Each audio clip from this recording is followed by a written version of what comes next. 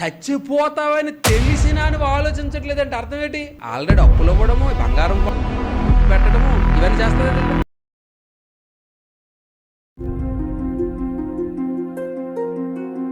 ఏమంటాడు తెలుసు? ఒరే చచ్చిపోయిన తర్వాత ఎందుకు 60-70 సంవత్సరాలు ఆలోచిస్తావు? ఇప్పుడు జీవితం ఆలోచించి అంటాడు. ఇప్పుడు అడుగుతున్నా, చచ్చిపోతావని తెలిసినా నువ్వు ఆలోచించట్లేదంటే అర్థం ఏంటి? అర్థమేంటి చెప్పండి. ఇప్పుడు మన పిల్లలు స్కూల్ జాయిన్ చేస్తామండి, ముందు ఆలోచిస్తామా, జాయిన్ చేసిన తర్వాత ఆలోచిస్తామా? కూతురు పుడుతుంది, కూతురు పుట్టి 1 సంవత్సరమో 2 సంవత్సరాలు అవుతుందో అవదో, అప్పుడే తల్లి ఆలోచన ఏంటో తెలుసా?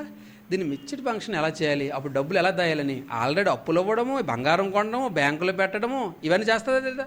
అదేంటండి, ఎప్పుడో బతుకుతుందో లేదో చనిపోతుందో తెలియదు, ఎప్పుడో 12-13 సంవత్సరాలకు అవుతుంది, అప్పుడు అయిన దానికి ఇప్పుడు డబ్బులు దాయాలా? చెప్పండి మీరేనా? అంటే అవుతుందని కన్ఫర్మ్గా నీకు తెలుసు, అయితే ఫంక్షన్ పెట్టాలని కూడా నీకు తెలుసు కనుక ముందు నుండి నువ్వేమైపోతున్నావు? సిద్ధపడిపోతున్నావు, జాగ్రత్త పడిపోతున్నావు. అంతేనా? అంతే. ఇప్పుడు నేను అడుగుతున్నాను, ఎప్పటికైనా చనిపోతావని నీకు తెలుసు, మరి నీకు సిద్ధపాటు ఉందా? ఆలోచించాడు. ఎప్పటికైనా నువ్వు చనిపోతావని నీకు తెలుసు, కానీ సిద్ధపాటు ఉందా?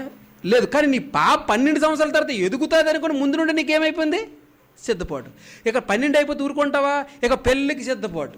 ఆ పెళ్ళి 20 అయితే అవుతుంది, అంటే అక్కడ నుండి ఒక 8-9 సంవత్సరాలు అయితే అవుతుంది. ఆ 8-9 సంవత్సరాలు అయిన దాన్ని ముందుగానే ఆలోచించేసి పిల్లకు డబ్బులు దయ్యాలి, ఎక్కడ దయ్యాలి, ఏ బ్యాంకులు పెట్టాలి, ఎవరికి అప్పుకోవాలి. ఈ మధ్యన ఆడపిల్లలు ఉన్నవారు ఏం చేస్తారంటే ఎంతో కొంత డబ్బులతో భూములు కొనేస్తున్నారు. ఈ భూములు కొనేసి ఏమంటున్నారు, దీనికి అన్నీ అయిపోతాయని కూడా అక్కడ భూమి వదిలేస్తున్నారు. చూసారు ఎంత తెలివితేటలు. అంటే ఎప్పుడో పెళ్ళి అవుతుంది, ఆ ఎప్పుడో పెళ్ళి అయిపోయిన దానికి ఎంతో కాలం పడుతుంది. ఆ కాలమైనప్పటికీ నువ్వు ఆల్రెడీ ముందే ఏం పడిపోతున్నావు? జాగ్రత్త పడిపోతున్నావు.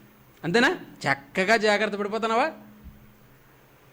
మరి అంత చక్కగా కన్ఫర్మ్గా పెళ్ళి అవుతుందని నీకు తెలుసు, కన్ఫర్మ్గా కట్టలు అడుగుతారని నీకు తెలుసు, కన్ఫర్మ్గా ఇవన్నీ ఇవ్వాలని తెలుసు, ఇవన్నీ ఇంత చక్కగా నీకు అర్థమే ముందే జాగ్రత్త పడిపోతే నేను అడుగుతున్నాను చచ్చిపోతామనే విషయం తెలీదా?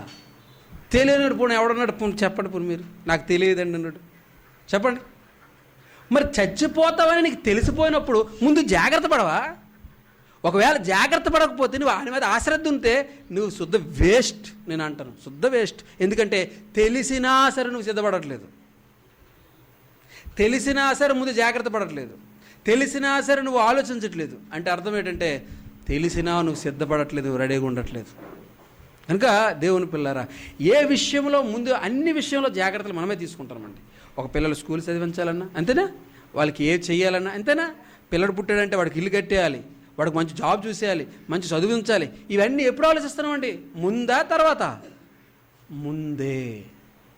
ముందే ఆలోచిస్తాం. మరి ఇన్ని ఆలోచించిన మనము చనిపోయిన తర్వాత కూడా ఆలోచించాలంటారా లేదంటారా? ఆలోచించాలి. కానీ మనిషి ఎక్కడికో ఆగిపోతున్నాడు, చనిపోయినంత వరకు ఆగిపోతున్నాడు. తర్వాత ఆలోచన మనకు అనవసరమో అంటున్నాడు. ఎలాగవుతుంది అనవసరం అని? అనవసరం ఎలాగవుతుంది? అది అనవసరం కాదు, అదే అన్నిటికంటే అవసరము. అదే అవసరం అనుకుంటే నువ్వేం చేయాలి అంటే నువ్వు ముందు నుండే సిద్ధపాటుగా ఉండాలి. బైబిల్లో గొప్పతనం ఏంటి తెలుసా?